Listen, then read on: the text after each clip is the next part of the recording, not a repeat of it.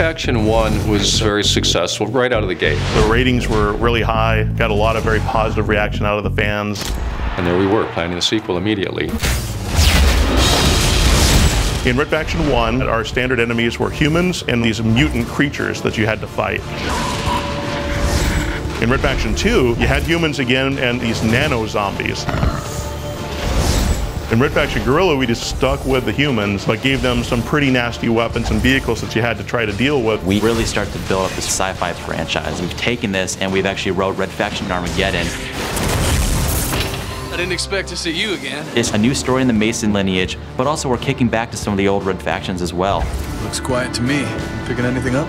Negative. Something's not right. So there's an entirely different scale of enemies that you're going to be fighting, and therefore different tactics that you have to use.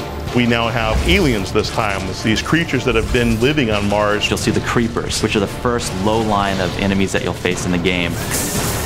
These guys like to melee you, they like to spit acid at you. Then we have the Ravagers, they're kind of like the mid-level infantry. They stick to buildings, they can throw lightning bolts at you. And then we have some of the bigger enemies, the tanks, the heavies. They can overrun you, they can stomp on you. Beyond that, it's just destructive weapons, destructive environments, new ways of approaching battles with enemies.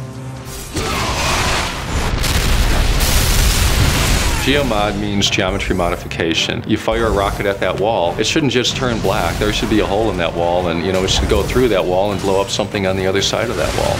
Our prime weapon, our signature weapon, is definitely the magnet gun. The magnet gun in Red Faction Armageddon is this amazing piece of weaponry where the player fires out an attractor, and then you fire out the second part, which is propelled towards whatever you put the attractor on.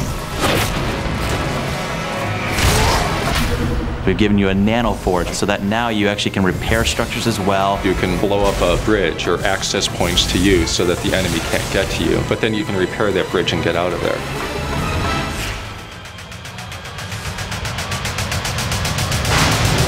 We've had a lot of fun being able to come up with some of these types of weapons that are really maximizing destruction. I think at the core of it, it is a game, it's entertainment, and it's got to be fun. I think we've really tightened it up with Red Faction Armageddon. It's still the only destruction game in town. We give a lot for fanboys, but we also want to cater this, so if you're new to the Red Faction universe, you can jump in and see what you've been missing all these years.